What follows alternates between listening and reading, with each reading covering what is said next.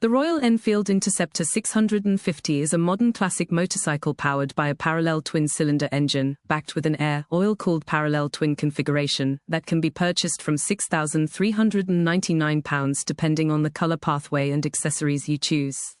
The 648cc engine offers 47 horsepower at 7,150 rpm and a maximum of 52 Nm of torque at 5,250 rpm. With a wide handlebar, lower seat height and a 24-degree rake angle and 106 mm of trail, it is a lot of bike for the money that promises decent handling of city and country roads. Is it too good to be true?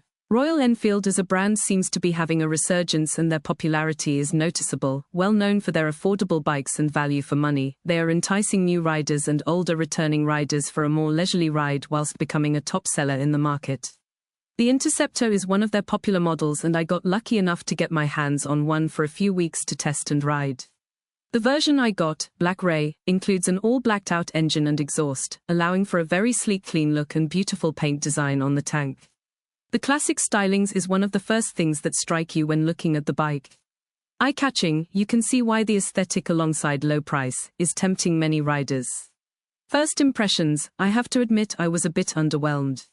The hype and excitement around the bike and what others have said, I perhaps went into the bike with the wrong mindset. It initially felt underpowered and a bit weak in the early gears. The bike sounds very quiet and pulling away in first, whilst easy, was a bit anticlimactic. However, the more I rode this bike, the more it really grew on me and I could see what this bike is all about. This bike does what it says on the tin, it is a journeyman kind of bike. It does what you need it to effortlessly and without pomp or fanfare. It is easy to ride, going up through the gears into its sweet spot of 4th gear upwards and in the 4,000 to 5,000 rev range, is where it feels happiest. It has enough power to get you places and with a bit of effort, plenty to get out of sticky places if need be.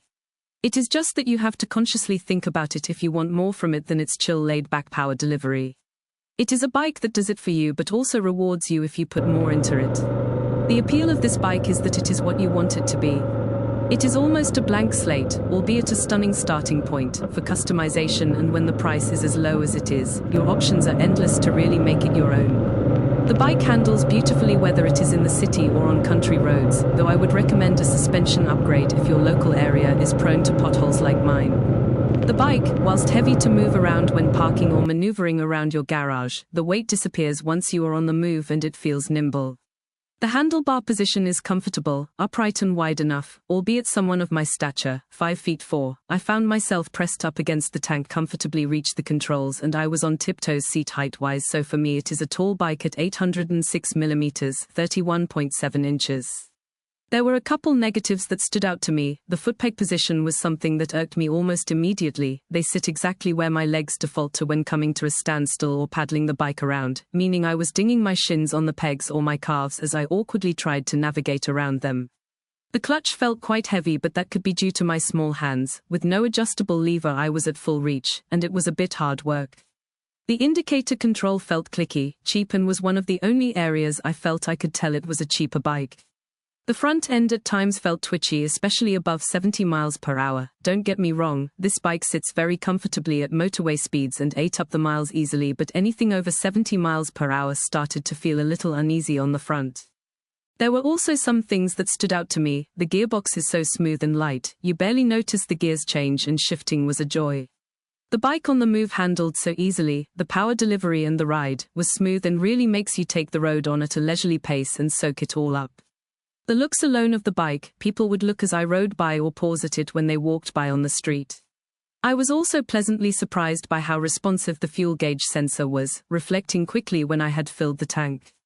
Notoriously, I can find these gauges slow to update, but this one was quick. Overall, the bike is stunning, effortless to ride, and does everything you need it to. The options of customization are endless, and there is something about it that makes you want to enjoy the road at a calm pace but by no means slow. It is a simple bike and there is a beauty in its simplicity. You would be hard-pressed to find much to complain about with this bike and its very reasonable price. You just have to ask yourself, are you going to want more from it power-wise? Are you going to want something with a kick and an edge to it? Ponder those questions before you rush out to buy one.